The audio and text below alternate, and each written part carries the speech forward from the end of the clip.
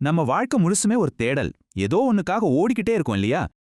ஆனா என்ன ஒரு விஷயம்னா, தேடினது கிடைச்சாலும் சரி, நம்ம தேடல் மட்டும் முடியறதே இல்ல.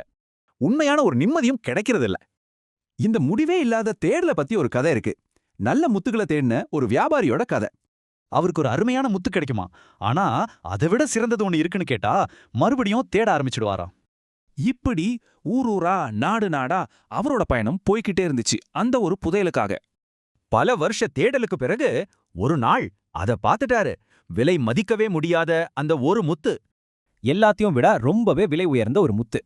தன்கிட்ட இருந்த எல்லாத்தையும் சந்தோஷமா வித்து அந்த முத்தை வாங்கிட்டான். அவனோட தேடல் முடிஞ்சது.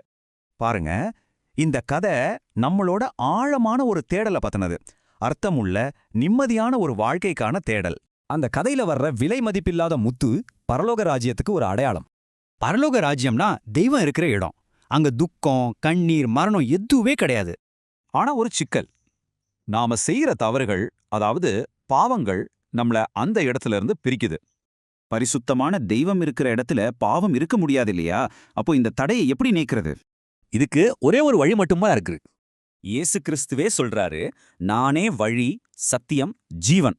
நாம தேடி போறதுக்கு பதிலா நம்மளையே தேடி வந்த தெய்வம் அவர். அவர்கிட்ட எந்த பாவமும் இல்ல. ஆனாலும் நம்ம பாவங்களுக்காக சிலுவையில மரண தண்டனையை ஏத்துக்கிட்டாரு. நம்ம பாவத்தடைய உடைக்கிறதுக்காக இயேசு சிலுவையில மரித்து உயிர்த்தெழுந்தார். இதனால நம்ம பாவங்கள் மன்னிக்கப்படுது, தேடல் முடியுது, நித்திய வாழ்வும் கிடைக்குது.